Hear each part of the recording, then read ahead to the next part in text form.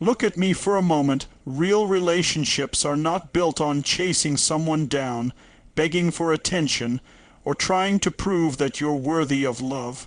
They are built on value, emotional safety, mutual respect, and self-worth.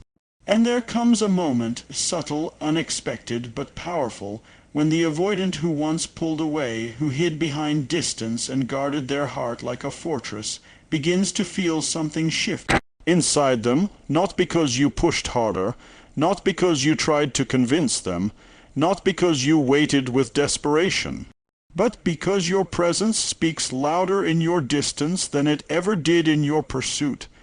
They don't feel pressure anymore, they feel absence. Awareness, reflection, loss. They feel the space where you used to be, the energy you used to pour, the love you effortlessly gave. They sense your growth, your glow, your evolution, and it wakes something in them, and that is the turning point. Because the moment an avoidant finally fights for you is not when you grasp tighter with fear. It's when you release with confidence, when your self-focus grows stronger than your desire to hold on, when you stop trying to force connection and instead become someone whose value is undeniable, someone who can be missed, someone who can be lost, someone who becomes a choice, not a guarantee. Distance creates clarity when someone has avoidant tendencies. Space isn't just distance, it becomes a mirror. When you stop chasing, you create a pause in the dynamic. No reassurance, no constant messages, no emotional pressure, just silence, and in that silence, something surprising happens.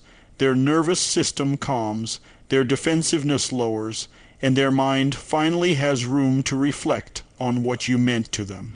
It's often not your presence that triggers awareness, but the absence of it. When they had you close, they could take comfort for granted. When you pull back, they meet themselves, their fears, their longing, often for the first time. Avoidants are driven by a deep conflict. They want connection, but fear being overwhelmed by it. When you were always available, calling first, planning everything, giving without receiving, their system stayed in a state of emotional caution. Predictable love felt like pressure, your effort felt like pursuit, but when you step back, not to play games but to protect your peace, the dynamic flips. The energy shifts from "they're always here, I can relax," to "why is it quiet? What changed?" That moment of stillness creates tension, the healthy kind, the kind that awakens awareness. Silence becomes a wake-up call. It invites them to question what they truly want instead of reacting to what they fear. They may notice the small things first, the missing good morning text, the lack of attention, the emotional warmth that once padded their days. These tiny voids build into a realization. Your presence wasn't noise, it was nourishment. Your effort wasn't pressure, it was contribution. Your love wasn't overwhelming, it was stabilizing. Only distance can highlight what closeness once offered. This is where clarity shows up like a spotlight. They feel the contrast, the difference between having someone consistent and losing that safety. Humans notice what they lose more deeply than what they have. Avoidants are no exception. They start remembering the way you listened, the way you supported, the calm you brought to their life. They might check your social media quietly, replay old conversations, wonder who you're talking to now. Not because they suddenly changed, but because the space you created forced them to face reality instead of running from it. Distance is not punishment, it's a reset button. It stops the cycle of chasing and withdrawal, giving both sides room to breathe. And in that breath, the avoidance mind starts to shift from "I need space" to "I miss them," from "I'm fine alone" to "their presence actually mattered." That clarity doesn't come when you're pushing for connection, it arrives when you step back with strength. The absence of your effort becomes louder than your effort ever did. And that is the first spark, The moment the avoidant begins to feel the pull to come closer, not because you demanded it, but because they chose it. Your growth becomes magnetic when you stop pouring all of your energy into chasing someone and begin directing that same energy back into your personal growth. Something remarkable happens. You become radiant. People feel energy before they understand it, and they are drawn to those who carry direction, purpose, and momentum. The avoidant, who once felt overwhelmed by your attention, now sees you investing in yourself, your goals, your hobbies, your health, your confidence, and it changes the emotional equation. You're no longer someone trying to pull love out of them. You're someone actively improving your life. That subtle shift from pursuit to self-expansion creates gravity. You become a presence that pulls, not pushes. Growth changes your aura. When you evolve, you speak differently, move differently, even breathe differently. Your time becomes valuable. Your days fill with progress instead of waiting. You start choosing activities that feed your soul and decisions that elevate your standards. You become someone who isn't defined by another person's willingness to love. You define yourself. And when an avoidant sees that transformation, it challenges their internal narrative. They begin to wonder, what sparked this change? Why are they glowing? Why does it feel like I'm no longer the center of their focus? Your growth creates curiosity. Curiosity creates attention, and attention opens the door to pursuit. There's something powerful about watching someone you once felt secure having walk forward without you. Not angrily, but gracefully. When you stop proving your worth and simply become worthy through action and evolution, it demands respect without a word spoken. Suddenly, the avoidant sees others noticing you, valuing you, enjoying your presence and your confidence. The same qualities they overlooked start to look desirable, attractive, rare. The more you build your life, the more they feel the possibility of not being part of it. And nothing wakes desire like the risk of missed opportunity. This kind of growth is not loud or flamboyant. It is steady, disciplined, undeniable. You focus on your goals, your fitness, your mindset, your finances, your inner peace. You develop emotional maturity and boundaries. You stop responding instantly, not out of games, but because you're busy becoming your best self. You show, not tell, that you are no longer dependent on their affection to feel whole.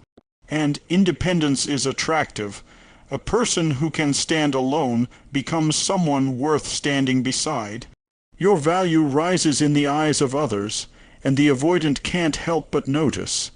Not because you ask them to, but because evolution is impossible to look away from.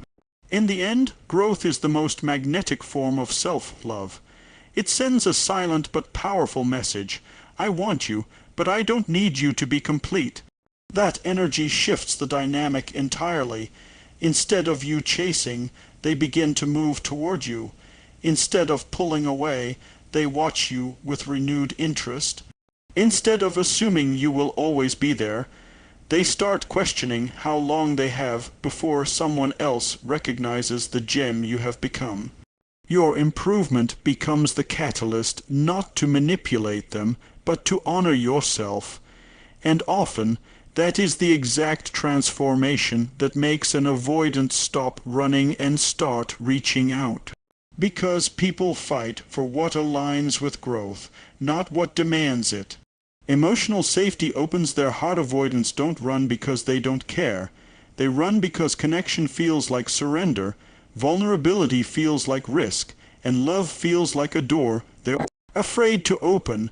When someone has lived life protecting themselves emotionally, closeness can feel like losing control.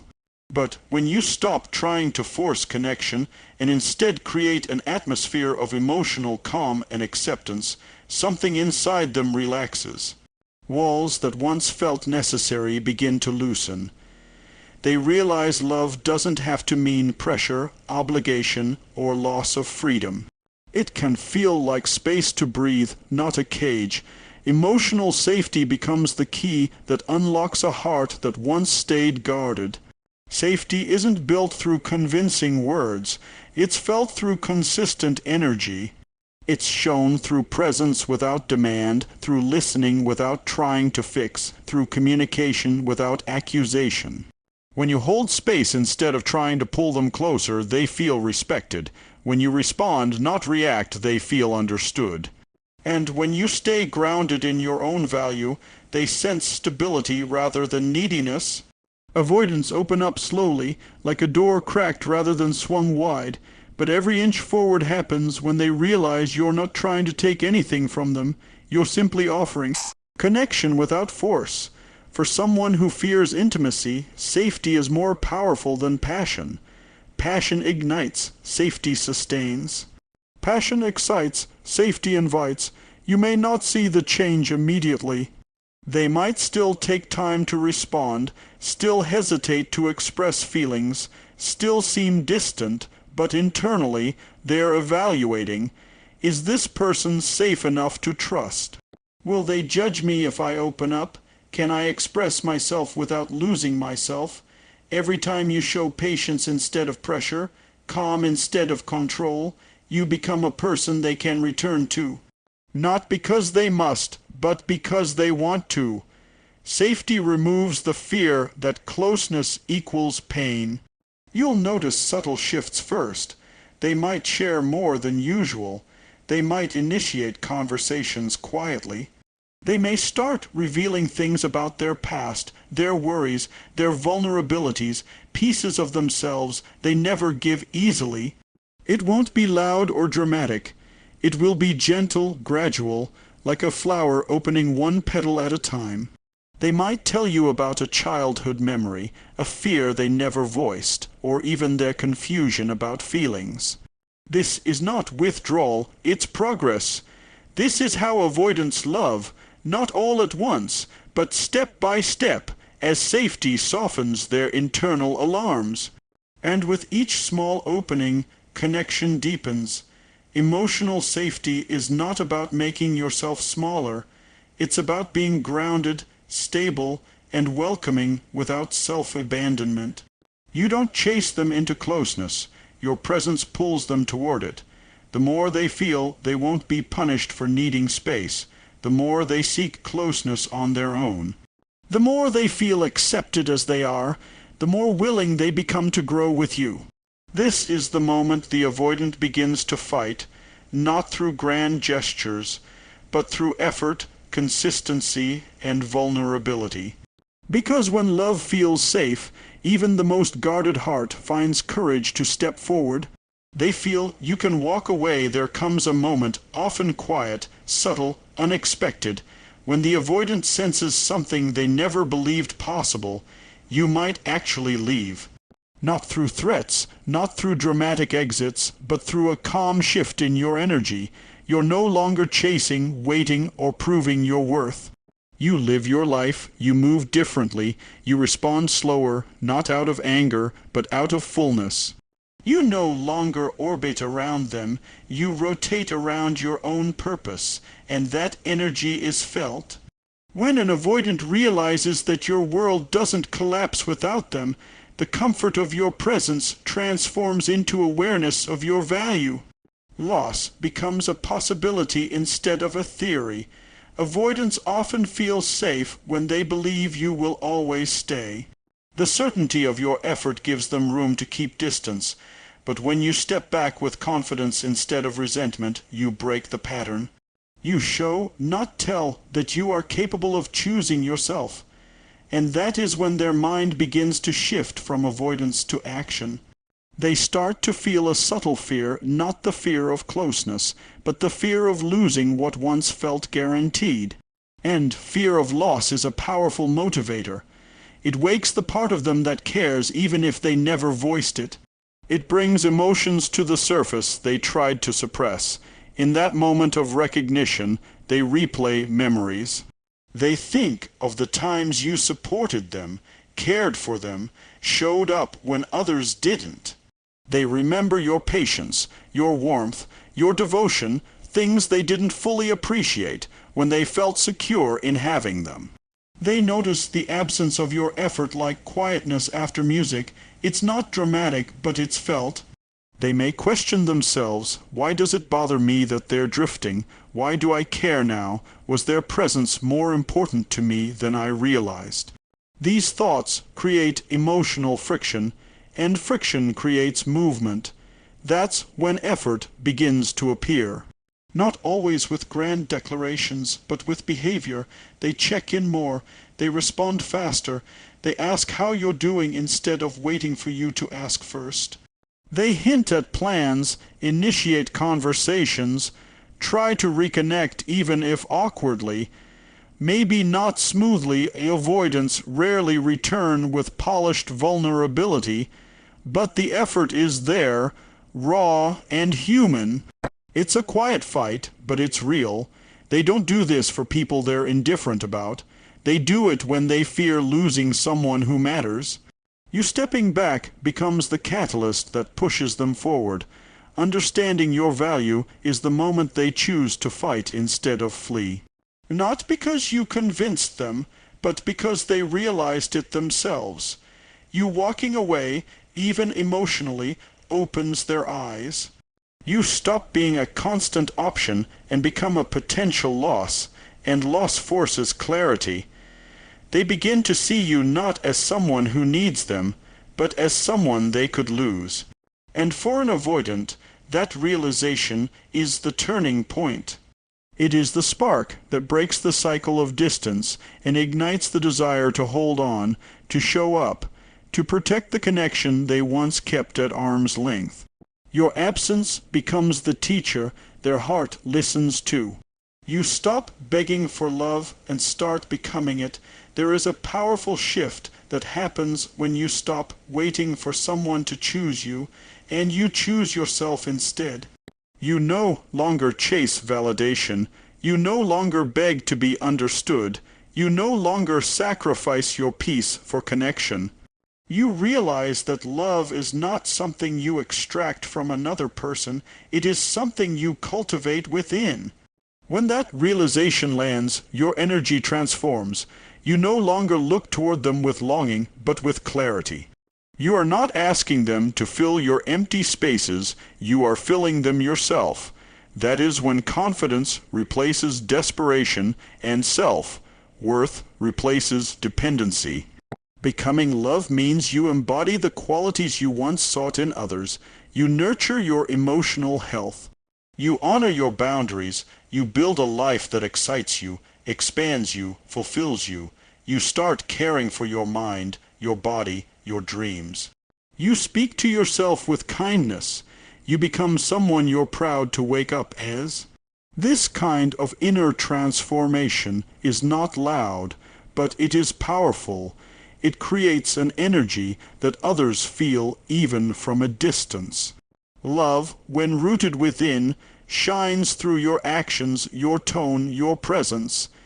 And that kind of presence draws people in without you having to chase. When the avoidant sees you standing tall in self-worth, something shifts inside them. They once held the power when you needed them desperately, when you waited for their affection, when you accepted crumbs and called it care. But now you are different. You still care, but you no longer cling. You still feel, but you no longer collapse. You can love them, but you won't lose yourself for them. And that balance, loving without losing, is what makes you truly attractive. People fight for what is strong, not what is dependent, what is centered, not chaotic, what is whole, not hollow. You show love not through sacrifice, but through standards. You express care without abandoning your self-respect. You welcome connection, but refuse to shrink your soul to keep it. And that is when the avoidant feels something new, not pressure, not guilt, but admiration. They see growth, they see resilience, they see a partner, not a pursuer. Suddenly, the dynamic is equal. You are not reaching up to be chosen. You are walking alongside, offering partnership instead of pursuit. That energy is balanced, grounded, powerful.